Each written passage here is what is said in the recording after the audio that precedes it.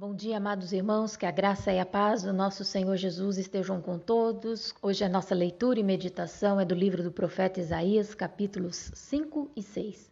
Isaías começa o capítulo 5, dos versos 1 ao 7, a falar da parábola da vinha má. É a primeira vez que encontramos nas Escrituras a vinha como símbolo de Israel.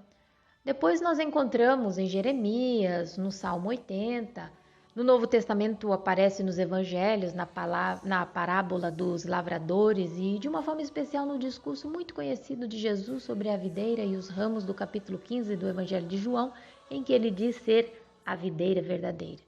Deus diz a Israel que o plantou e fez de tudo para que fosse uma vinha que lhe desse bons frutos. Foi o Senhor quem tratou a terra, quem limpou, quem cuidou, quem enviou chuvas de bênçãos nas épocas apropriadas. Verso 2. Ele cavou a terra, tirou as pedras e plantou as melhores videiras. Construiu uma torre de sentinela e também fez um tanque de prensar uvas. Ele esperava que desse uvas boas, mas só deu uvas azedas. Mas o que fez o seu povo com toda a provisão que lhes enviara? Ao invés de devolverem bons frutos, produziram uvas más, bravas do pecado e da injustiça. Versículo 4. Que mais se poderia fazer por ela que eu não tenha feito? E então, porque só produziu uvas azedas quando eu esperava uvas boas? Diante desses maus frutos, o Senhor prometeu destruir a sua vinha imprestável, que continuamente produzia frutos maus. Versículos 5 e 6. Pois eu lhes digo o que vou fazer com a minha vinha. Derrubarei sua cerca para que ela seja transformada em pasto. Derrubarei o seu muro para que seja pisoteada. Farei dela um terreno baldio. Não será podada nem capinada. Espinheiros e ervas daninhas crescerão nela. Também ordenarei às nuvens que não derramem chuva sobre ela. O Senhor retirou a sua cerca de proteção, o que tornou Judá presa fácil para os invasores. O Senhor escolheu, preparou, depositou sua esperança em Israel, mas destruiu sua vinha por causa dos seus maus frutos, por causa do pecado. Precisamos, enquanto filhos de Deus, nos lembrar que Deus nos escolheu, tem cuidado de nós e que, portanto, espera que venhamos a produzir bons frutos.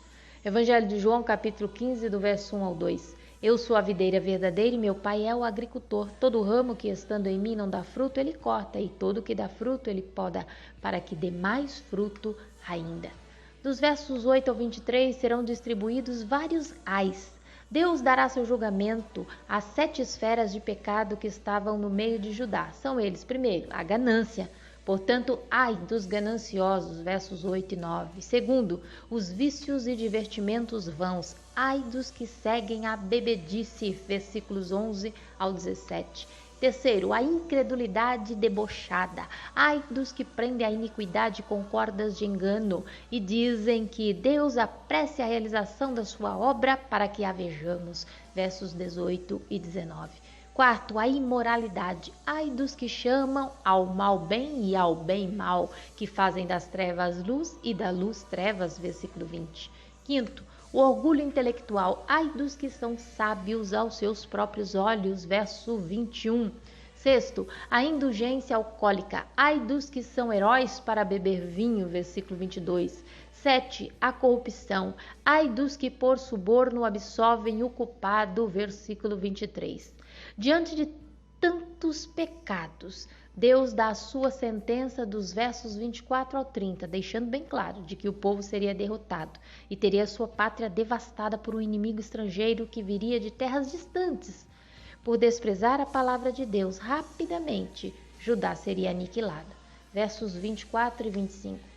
Por isso, assim como a palha é consumida pelo fogo e o restolho é devorado pelas chamas, assim também as suas raízes apodrecerão e as suas flores, como pó, serão levadas pelo vento, pois rejeitaram a lei do Senhor dos Exércitos, desprezaram a palavra do Santo de Israel. Por tudo isso, a ira do Senhor acendeu-se contra o seu povo, e ele levantou sua mão para os ferir. Os montes tremeram e os seus cadáveres estão como lixo nas ruas. Apesar disso tudo, a ira dele não se desviou, sua mão continua erguida.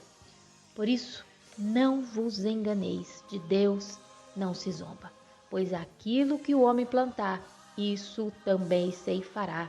Gálatas capítulo 6, versículo de número 7. Judá colheu apenas o que havia plantado, os frutos de seus pecados. No capítulo 6, o profeta vai descrever a visão sublime que teve do trono de Deus. Isaías deixa claro que essa visão se deu num tempo de crise em que o rei Uzias havia morrido.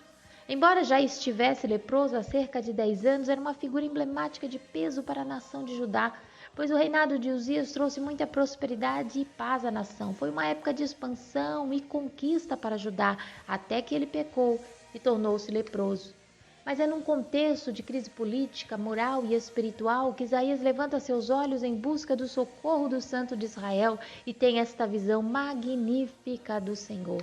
Versículos de 1 ao 4. No ano em que o rei Uzias morreu, eu vi o Senhor assentado num trono alto e exaltado, e a aba de sua veste enchia o templo. Acima dele estavam serafins, cada um deles tinha 6 asas, com 2 cobriam o rosto, com 2 cobriam os pés e com 2 voavam. E proclamavam uns aos outros: Santo, Santo, Santo é o Senhor dos exércitos, a terra está cheia da sua glória. Ao som das suas vozes, os batentes das portas tremeram e o templo ficou cheio de fumaça. O profeta viu o Senhor assentado no seu trono, vestido de glória e majestade, rodeado da adoração dos seres celestiais, e que, apesar da crise instaurada, o Senhor continuava inabalável, reinando soberanamente, governando todo o universo. Essa é uma grande lição a todos nós. É no momento da crise que devemos olhar para o alto, para a grandeza do nosso Deus, e temos a certeza que Ele continua sendo o Senhor do céu e da terra, que continua regendo esse universo, apesar de toda e qualquer crise. Isaías, ele não só teve uma visão de Deus, como também uma visão de si mesmo diante da santidade do Santo de Israel. Versículo 5 ao 7. E então gritei: ai de mim, estou perdido, pois sou um homem de lábios impuros e vivo no meio de um povo de lábios impuros, e os meus olhos viram o Rei, o Senhor dos exércitos. E então um dos serafins voou até mim, trazendo uma brasa viva que havia tirado do altar com uma tenaz. Com ela tocou a minha boca e disse: veja, isto tocou seus lábios, por isso a sua culpa será removida e o seu pecado será perdoado. Quando temos uma visão verdadeira de Deus e de sua santidade, vemos o quanto somos pecadores. Isaías, ele teve essa consciência ao encontrar-se com Deus. Ele sabia que seu pecado era uma tragédia. Depois de decretar tantos ais, no capítulo 5, ele pronuncia o seu próprio ai: ai de mim, estou perdido. Foi assim com Jó, quando viu Deus. Ele se arrependeu e se humilhou no pó e na cinza. O apóstolo Pedro, diante de Jesus, ele gritou: retira-te de mim, porque sou pecador. Isaías havia acabado de ouvir os lábios santos dos serafins declarando a santidade do Senhor, adorando na beleza da sua santidade. E agora, como ele, um homem de impuros lábios, poderia adorar ao Senhor ou dizer qualquer palavra? Versículos 6 e 7. Então um dos serafins voou até mim, trazendo uma brasa viva que havia tirado do altar com uma tenaz. Com ela tocou a minha boca e disse: veja, isto tocou os seus lábios, por isso a sua culpa será removida e o seu pecado será perdoado. Aleluia. Sem santificação não há quem possa permanecer diante da santidade de Deus. Glória a Deus pelo sangue inocente de Cristo Jesus, que nos justifica e nos purifica de todo o pecado e que nos dá livre acesso ao Pai. Mas Isaías também ele teve uma visão do serviço de Deus, verso 8. E então ouvi a voz do Senhor conclamando: quem enviarei? Quem irá por nós? E eu respondi: eis-me aqui, envia-me. Isaías não só teve a visão, como agora purificado do seu pecado, se dispôs a ser instrumento de Deus. Ele tinha consciência da necessidade do seu povo de ouvir a palavra de Deus e se conscientizar do seu pecado, tal como aconteceu com ele próprio. O Senhor continua, através dos séculos, a clamar: a quem enviarei? A quem há de ir por nós? Eu e você, filhos de Deus, já fomos purificados pelo sangue de Jesus. O Senhor nos resgatou das trevas e nos trouxe para a luz do seu Filho amado, para que sejamos instrumentos do Senhor neste mundo de trevas e pecado. O Senhor espera que eu e você respondamos como Isaías: eis-me aqui, envia a mim. O mundo precisa conhecer este evangelho maravilhoso de graça que eu e você conhecemos, para que também possam ter uma visão do Deus a quem servimos e prestamos culto. O chamado de Isaías não foi fácil, pois ele falaria a uma nação que não estava disposta a ouvir sobre pecado e arrependimento. Verso 9. Ele disse: vai e diga a este povo, estejam sempre ouvindo, mas nunca entendam, estejam sempre vendo e jamais percebam. Diante dessas palavras, Isaías pergunta ao Senhor: até quando eu terei que profetizar, que cumprir este chamado? Versículo 11. Então eu perguntei: até quando, Senhor? E ele respondeu: até que as cidades estejam em ruínas e sem habitantes, até que as casas fiquem abandonadas e os campos estejam totalmente devastados. Que difícil missão a de Isaías. As palavras do Senhor é de que o ministério de Isaías seria aparentemente um fracasso aos olhos humanos, porque terminaria em destruição, em desolação de toda a Judá e Jerusalém. Todavia, como já falei anteriormente, há sempre um remanescente, ainda que seja pequeno, mas suficiente para dar continuidade aos propósitos do nosso Deus. Versículo 13. E ainda que 1/10 fique no país, esses também serão destruídos, mas assim como o terebinto e o carvalho deixam tronco, quando são derrubados, assim a santa semente será o seu tronco.